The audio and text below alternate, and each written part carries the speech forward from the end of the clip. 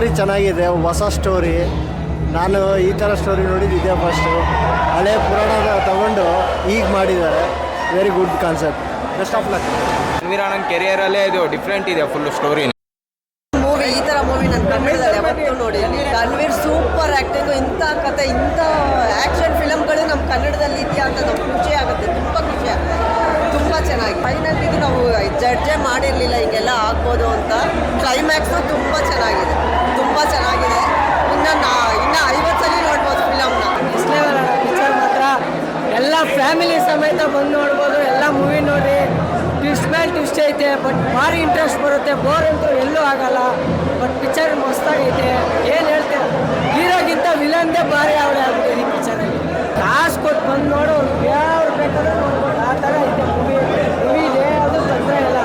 Movie ಮಾತ್ರ next level. Hero ಆಗಲಿ, heroine ಆಗಲಿ, ವಿಲನ್ ಅಂತೂ ಕೇಳಕ್ಕೆ ಹೋಗ್ಬಾರ್ದು. ಡಿಪಾರ್ಟ್ಮೆಂಟ್ ಅವ್ರದಂತೂ ಡಿಪಾರ್ಟ್ಮೆಂಟ್ ಮಾಡೋ ಕೆಲಸನ ಮಾಡ್ತವ್ರೆ ಚೆನ್ನಾಗಿ. ಅದ್ರ ಪ್ರಕಾರನೂ ಹೇಳೋರೆ. ಫ್ಯಾಮಿಲಿ ಸಮೇತ ನೋಡ್ಬೋದು ಪಿಕ್ಚರು. ಖುಷಿ ಆಗ್ತದೆ. ಈ ಥರ ಒಂದು ಮೂವಿ ಇಷ್ಟು ವರ್ಷಕ್ಕೆ ಬಂದಿದೆ. ನಿಜವಾಗೂ ಈ ಥರ ಮೂವಿ ನಾವು ಎಕ್ಸ್ಪೆಕ್ಟೇಷನ್ ಇತ್ತು. 100 ಡೇಸ್ ಅಂತ ಗ್ಯಾರಂಟಿ ಹಿಟ್ ಆಗುತ್ತೆ ಅನ್ನೋದು ನನಗೆ ಖಂಡಿತ ಖಚಿತವಾಗಿದೆ. ಸೂಪರ್ ಆಗಿದೆ. ಎಲ್ಲರೂ ನೋಡಿ ಆನಂದಿಸಿ. ಈ ಥರ ಒಂದು ಥ್ರಿಲ್ಲರ್ ಮೂವಿ ನೋಡಿ ತುಂಬ ವರ್ಷಗಳೇ ಆಗಿತ್ತು. ಅಲ್ಟಿಮೇಟ್ ಆಗಿತ್ತು. ಈ ಥರ ಇರುತ್ತೆ ಅಂತ ನಾವು ಅನ್ಕೊಂಡೇ ಇರಲಿಲ್ಲ.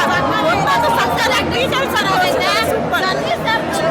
ಎಲ್ಲರೂ ಬಂದು ಮೂವಿ ಥರ ಮೂವಿ ಅಂತ ನೋಡಿ ಎಲ್ಲ ನಮ್ಮ ಫ್ರೆಂಡ್ಸೇ ಹೇಳ್ತೀವಿ. ನಮ್ಮ ಫ್ರೆಂಡ್ಸೇ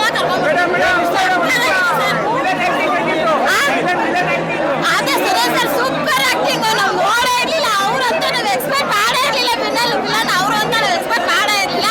ಸಕ್ಕತ್ತಾಗಿತ್ತು ಸರ್. ತುಂಬ ಕ್ಲೈಮ್ಯಾಕ್ಸ್ ಚೆನ್ನಾಗಿದೆ. ತುಂಬ ಏನಂದ್ರೆ ಎಲ್ಲ ಸ್ಟೋರಿ ಚೆನ್ನಾಗಿದೆ.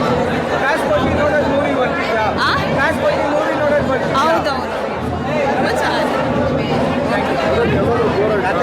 ಏನು ಬೋರ್ ಆಗಿಲ್ಲ. ತುಂಬ ಸೂಪರ್ ಆಗಿದೆ. ಸೂಪರ್ ಆಗಿದೆ.